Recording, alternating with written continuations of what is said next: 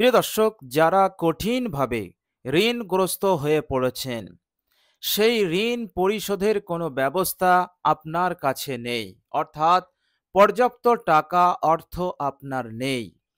প্রিয় দর্শক, এই রকম কঠিন পরিস্থিতি হতে আপনি নাজাত পাবেন কি করে? প্রিয় দর্শক, এই রকম কঠিন পরিস্থিতিকে আপনি কিভাবে দূর করবেন? আপনার পাশে তো কেউ নেই, আপনি অসহায় হয়ে আছেন, কেউ আপনাকে সাহায্য করছে না।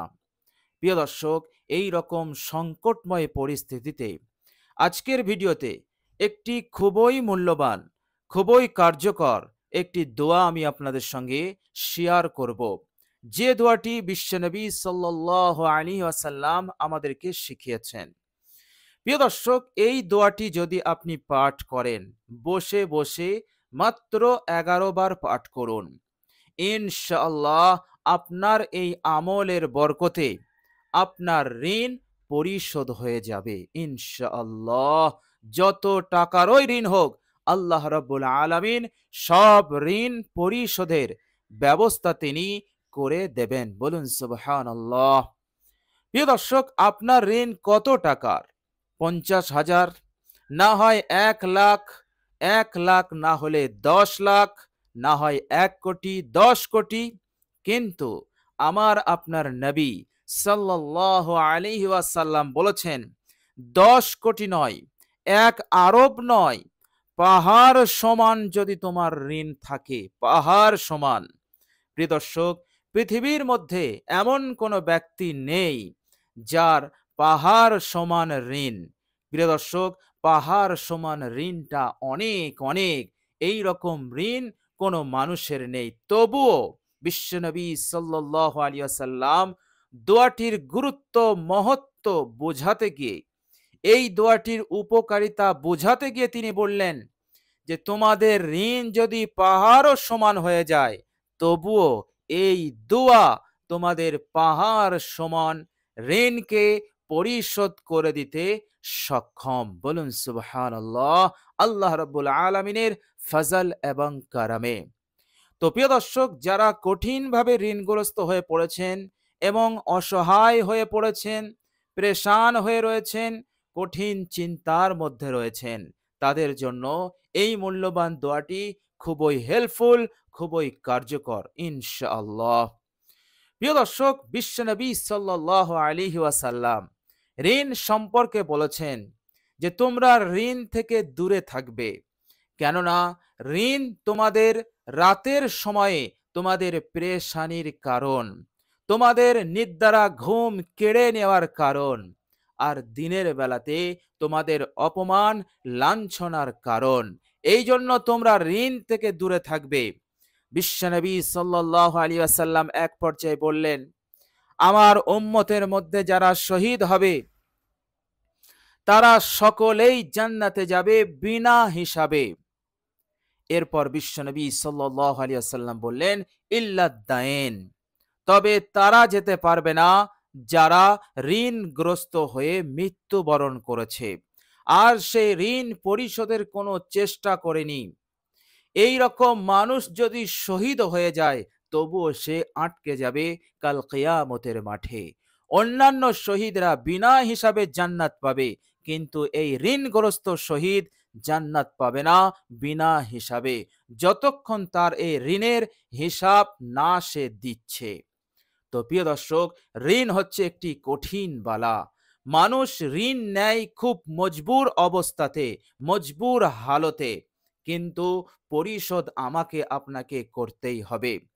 বিশ্বনবী সাল্লাল্লাহু আলাইহি ওয়াসাল্লাম ঋণ হতে সতর্ক করেছেন, এর পরেও বিশ্বনবী সাল্লাল্লাহু আলাইহি ওয়াসাল্লাম আমাদেরকে শিখিয়ে দিলেন, যদি মজবুর অবস্থাতে ঋণ তোমরা নিয়েও নাও, আর এর পরে সেই ঋণ পরিশোধের পয়সা টাকা যদি তোমাদের কাছে না থাকে, তাহলে তোমরা আল্লাহ সুবহানাহু ওয়া তাআলার দরবারে এই দোয়াটি করো। বিশ্বনবী মহানবী সাল্লাল্লাহু আলাইহি ওয়াসাল্লাম তিনি ওয়াদা করে বললেন, পাহাড় সমান ঋণ থাকলেও এই দোয়া তোমার ওই পাহাড় সমান ঋণকে পরিশোধ করতে সক্ষম হয়ে যাবে। বলুন সুবহানাল্লাহ। কত বড় মূল্যবান, মহত্বপূর্ণ, গুরুত্বপূর্ণ এই দোয়া। প্রিয় দর্শক, চলুন আমরা এবার জেনে নেই সেই মূল্যবান দোয়াটি কি। প্রিয় দর্শক, এই দোয়াটি জানার আগে আমাদেরকে একটি হাদিস শরীফ জানতে হবে, যে হাদিস শরীফটির মাধ্যমে আমরা এই দোয়াটি জানতে পারব। কি ঘটেছিল এই দোয়া সম্পর্কে বিশ্বনবী সাল্লাল্লাহু আলাইহি সাল্লাম যখন এই দোয়াটি শিখালেন, তার আগে কি ঘটনা ঘটেছিল সেটাই হাদিস শরীফের মধ্যে বর্ণিত হয়েছে। প্রিয় দর্শক, হযরত আলী রাদিয়াল্লাহু তাআলা আনহু কঠিনভাবে ঋণগ্রস্ত হয়ে পড়েছিলেন। তিনি কোথাও না গিয়ে তিনি ডাইরেক্ট রাসূলুল্লাহ সাল্লাল্লাহু আলাইহি ওয়াসাল্লামের কাছে এসেছিলেন, আর এসে বলেছিলেন, ইয়া রাসূলুল্লাহ, আমার মাথায় অনেক অনেক টাকার ঋণ হয়ে গেছে। ইয়া রাসূলুল্লাহ, আমাকে সাহায্য করুন, আমাকে কিছু বলুন যাতে করে আমি এই ঋণকে পরিশোধ করে দিতে পারি, এই ঋণ হতে যাতে আমি নাজাত পেয়ে যাই। বলুন সুবহানাল্লাহ। সাহাবাদের এটাই ছিল অভ্যাস। তিনারা সমস্যার মধ্যে পড়লে, পেরেশানির মধ্যে পড়লে তিনারা রাসূলুল্লাহ সাল্লাল্লাহু আলাইহি সাল্লামের কাছে আসতেন সমাধান চাইতে। রাসূলুল্লাহ সাল্লাল্লাহু আলাইহি ওয়াসাল্লাম তখন এই দোয়াটি তিনি শিখিয়েছিলেন। যখন দোয়াটি শিখিয়েছিলেন, তারপরে তিনি বলেছিলেন, হে আলী, তোমার ঋণ যদি পাহাড় সমান হয়, তবুও এই দোয়া এমন ওই বরকতপূর্ণ দোয়া যে তোমার পাহাড় সমান ঋণকে দ্রুত পরিশোধ করে দিতে সক্ষম হয়ে যাবে। বলুন সুবহানাল্লাহ। হযরত আলী রাদিয়াল্লাহু তাআলা আনহু দোয়াটি পাঠ করা শুরু করলেন, দোয়াটির উপরে আমল শুরু করলেন। অল্প দিনের মধ্যেই হযরত আলী রাদিয়াল্লাহু তাআলা আনহুর যত ঋণ ছিল সমস্ত ঋণ পরিশোধের ব্যবস্থা আরশের মালিক মহান রব্বুল আলামিন করে দিলেন। বলুন সুবহানাল্লাহ। হযরত আলী রাদিয়াল্লাহু তাআলা আনহু যখন আমিরুল মুমিনিন হলেন, সেই সময় এক মোকাতাব গোলাম আসলো, এসে বলল, প্রিয় দর্শক, মোকাতাব গোলাম সেই গোলামকে, সেই কৃতদাসকে বলা হয় যে কৃতদাস গোলাম মনিবের সঙ্গে এই চুক্তি করেছে। মনিব বলেছে, তুমি যদি এই নির্ধারিত সময়ে আমাকে এত টাকা আমাকে এত টাকা দিয়ে দিতে পারো, তাহলে আমি তোমাকে আজাদ করে দেব। এবং এই চুক্তিতে সেই কৃতদাস গোলাম যদি রাজি হয়ে যায়, তাহলে এবার থেকে এই গোলাম হয়ে যায় মুকাতাব গোলাম। যখনই এই গোলাম নির্ধারিত পয়সা নির্ধারিত সময়ে পরিশোধ করে দেবে, তখন থেকে এই গোলাম আজাদ হয়ে যাবে। প্রিয় দর্শক, কিন্তু এই মুকাতাব গোলামের কাছে কোনো টাকা পয়সা ছিল না, এক আনাও ছিল না। তাহলে সে নির্ধারিত সময়ে সে কি করে টাকা পরিশোধ করবে? সে ছুটে ছুটে এসেছিল হযরত আলী রাদিয়াল্লাহু তাআলা আনহুর কাছে।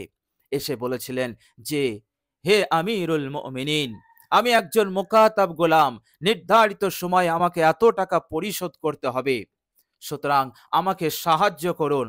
প্রিয় দর্শক, লক্ষণীয় বিষয় হচ্ছে, আল্লাহর নবী সাল্লাল্লাহু আলাইহি সাল্লাম যেমন হযরত আলী রাদিয়াল্লাহু তাআলা আনহুকে অর্থ দিয়ে সাহায্য করেননি, টাকা দিয়ে সাহায্য করেননি, তিনি সাহায্য করেছিলেন একটি মূল্যবান দোয়া শিখিয়ে।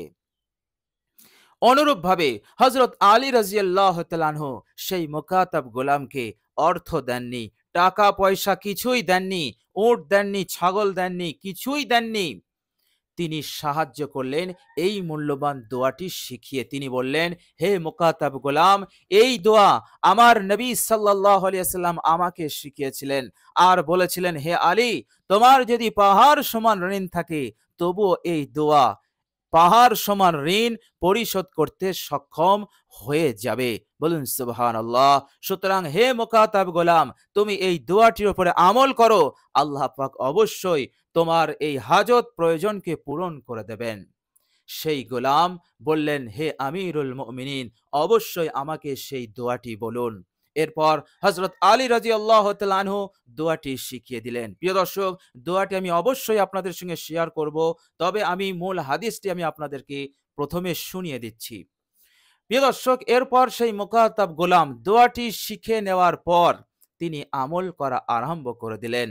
আল্লাহর কি ফজল, আল্লাহর কি করম, নির্ধারিত সময়ের আগেই তার টাকা পয়সার ব্যবস্থা তার হয়ে গেল এবং নির্ধারিত সময়ে সে পরিশোধ করে দিয়ে আজাদ হয়ে গিয়েছিল।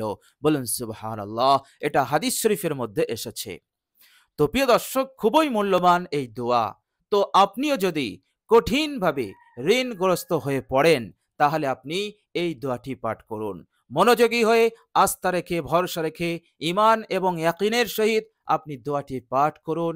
ইনশাআল্লাহ অবশ্যই আপনারও ঋণ পরিশোধ হয়ে যাবে।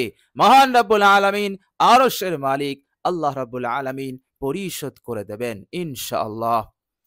প্রিয় দর্শক, চলুন এবার আমরা দোয়াটি জানি। প্রিয় দর্শক, আপনি যখন বসে বসে দোয়াটি পাঠ করবেন, তখন আপনি সর্বপ্রথম ৩ বার ইস্তেগফার অবশ্যই পাঠ করবেন। কেননা আমরা গুনাহগার।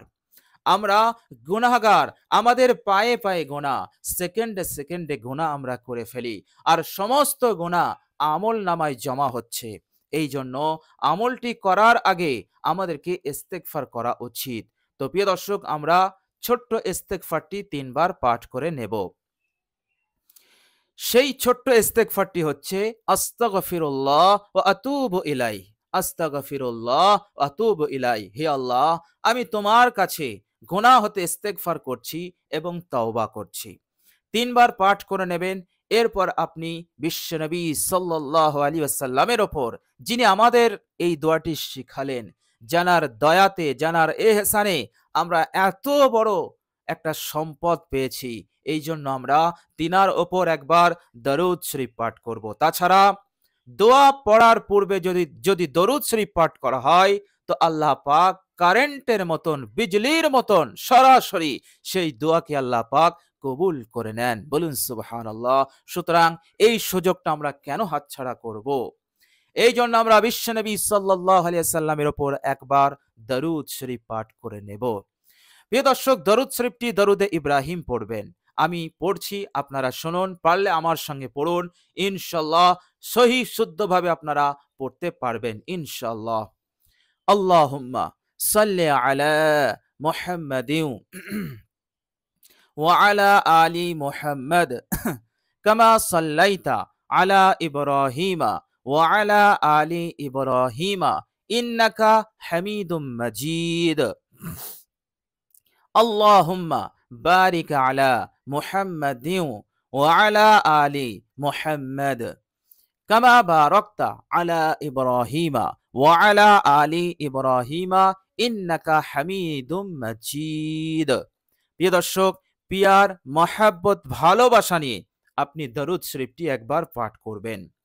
এরপর আপনি ওই জায়গাতেই বসে বসে এই মূল্যবান দোয়াটি 11 বার পাঠ করে নেবেন। প্রিয় দর্শক, দোয়াটি হচ্ছে আল্লাহুম্মা কফিনি বিহালালিকা আন হারামিকা ওয়া আগনিনি বিফদলিকা আম্মান সিওয়াক। এই সেই দোয়া, যে দোয়াটি মহানবী বিশ্বনবী সাল্লাল্লাহু আলাইহি সাল্লাম নিজের জামাই হযরত আলী রাদিয়াল্লাহু তাআলা আনহুকে শিখিয়েছিলেন, যখন তিনি কঠিন ঋণের পেরেশানির মধ্যে লিপ্ত হয়ে পড়েছিলেন এবং হযরত আলী রাদিয়াল্লাহু তাআলা আনহু যখন আমিরুল মুমিনিন হলেন, তখন তিনার কাছে একজন মুকাতাব গোলাম এসেছিলেন এবং তিনিও এই দোয়াটি শিখিয়েছিলেন। সুতরাং যারাই এই দোয়াটির উপরে আমল করেছে, সাহাবীদের মধ্যে এবং আল্লাহ পাকের প্রিয় বান্দা ও বান্দীদের মধ্যে যারাই আমল করেছে, তারাই ফল পেয়েছে। আজও যারাই এই দোয়াটির উপরে আমল করবে, তারাও ফল পাবেই পাবে ইনশাআল্লাহ। তো প্রিয় দর্শক, খুবই গুরুত্বপূর্ণ, খুবই কার্যকর, উপকারী এই দোয়া। প্রিয় দর্শক, কিতাবের মধ্যে লেখা হয়েছে এই দোয়াটি এমনই ফজিলতপূর্ণ দোয়া, এই দোয়াটি যদি কোনো ব্যক্তি নিয়মিত পাঠ করতে থাকে, তো আল্লাহ পাক তাকে অল্প সময়ের মধ্যেই তাকে বড় মালদার বানিয়ে দেবেন, বড় ধনী বানিয়ে দেবেন। অঢেল ধন সম্পদ দৌলত তার কাছে জমা হয়ে যাবে। বলুন সুবহানাল্লাহ। তো প্রিয় দর্শক, অবশ্যই আমরা এই দোয়াটি যেভাবে আমি আপনাদেরকে বললাম, সেই পদ্ধতিতে আমরা পাঠ করার চেষ্টা করব ইনশাআল্লাহ। প্রিয় দর্শক, আল্লাহ রাব্বুল আলামিনের কাছে দোয়া করি, আল্লাহ রাব্বুল আলামিন যেন আমাদেরকে এই মূল্যবান দোয়াটি পাঠ করার তৌফিক দান করেন। সকলে বলি আমিন। তো প্রিয় দর্শক, ভিডিওটি এ পর্যন্ত ধৈর্য ধরে দেখার জন্য আমি আল্লাহ পাকের দরবারে দোয়া করি, আল্লাহ রাব্বুল আলামিন যেন আপনাদের সকল ঋণকে পরিশোধের ব্যবস্থা দ্রুত তিনি করে দেন। মনের আশা আকাঙ্ক্ষা যেন তিনি দ্রুত পূরণ করেন। এভাবে করে বিপদ আপদ মুসিবত থাকলে আল্লাহ পাক যেন দ্রুত দূর করে দেন। সকলে বলি আমিন। প্রিয় দর্শক, কমেন্ট বক্সে একবার আমিন লিখে দেবেন। তো আজ এ পর্যন্তই। সকলে ভালো থাকবেন, সুস্থ থাকবেন এবং আমার আন্তরিক সালাম নেবেন। আসসালামু আলাইকুম ওয়া রাহমাতুল্লাহি ওয়া বারাকাতুহু।